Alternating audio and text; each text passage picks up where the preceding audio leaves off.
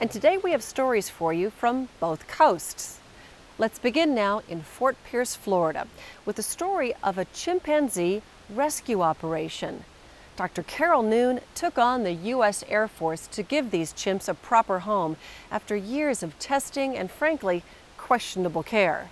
Doug Jardine traveled to Florida for the story. His name was Ham. Nothing affectionate about it, really. His name was an acronym for Holloman Aero Med.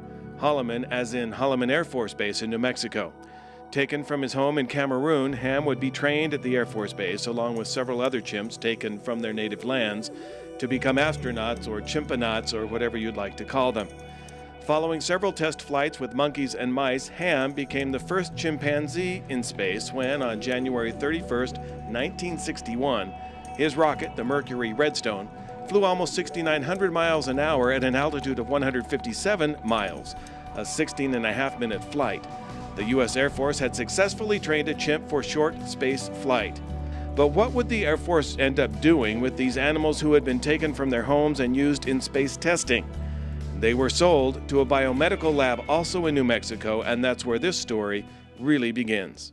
It was the late 1950s when the Air Force went to Africa, shot the mothers of these little babies, and brought them across the ocean for their experiments.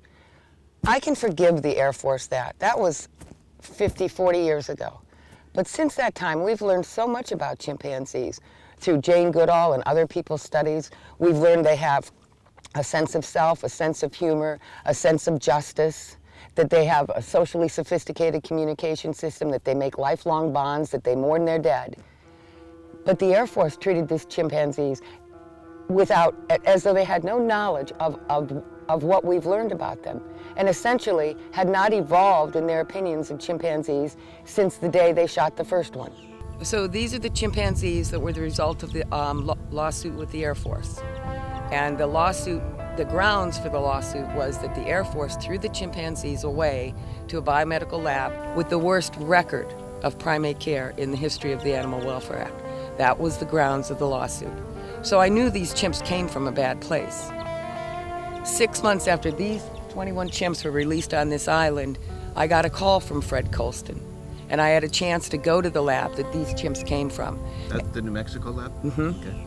And even though I knew these chimps came from a bad place, I had no idea how bad until I got out there.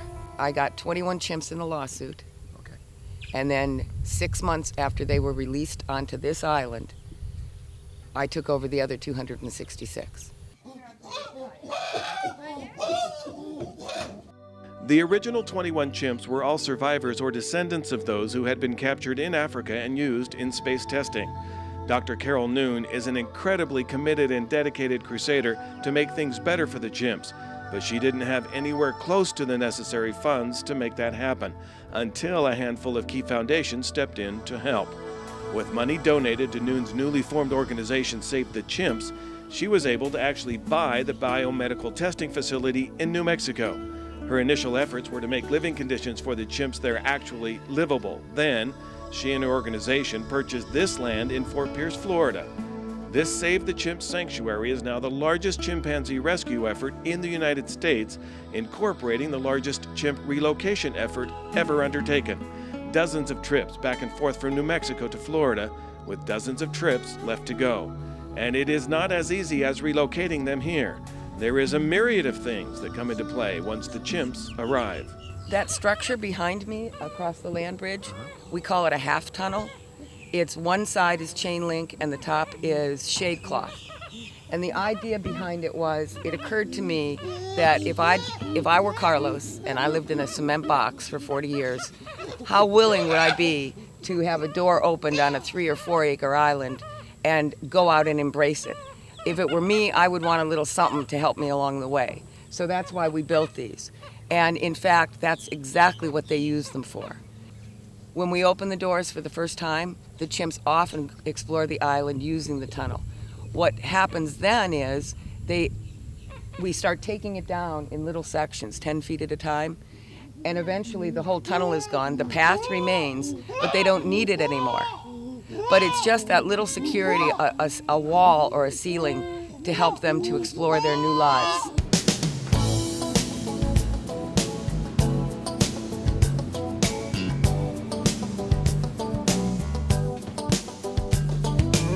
And the chimp's new life has to include good food, from goodies stuffed between spaces in pine cones. We have raisins, cornflakes, and dates. To the most time-consuming part of this incredible organization, 3 meals a day. The chimps eat well. They have to and they deserve to. That is the motivation and determination of Dr. Carol Noon. $1,000 a year per chimp for meals, period. So with 300 chimps, that's $300,000 a year total. Now we need to have someone sort the fruit. We need a refrigerator to keep it in. We need golf carts to take it up to the building.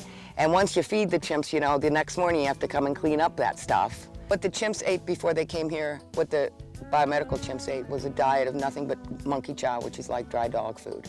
So when we first started with produce with the chimps, they were just thrilled to death about it, you know. These chimps probably saw an apple twice a year before this. So now they're getting 3 squares a day, and they're thrilled. Here's your banana, little mini. Oh, thank you, this is fabulous. For me? Oh, wow.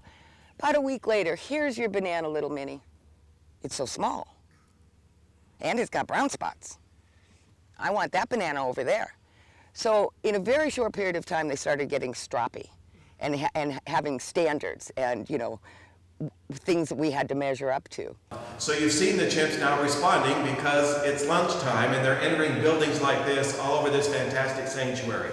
This door behind me remains open all the time. The chimps will come in, the individual packets of their lunch, which includes monkey chow, fruits and vegetables, are placed in this holder. The chimp grabs it and then has a choice either to stay inside here or take it outside and eat. These doors remain open all the time. The chimp can use the building or stay outside all day, every day.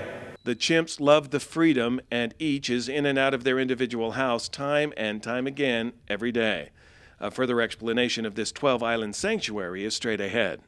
When we come back, the chimps are in city council meetings. And what is it that has these chimpanzees so excited? Stay with us.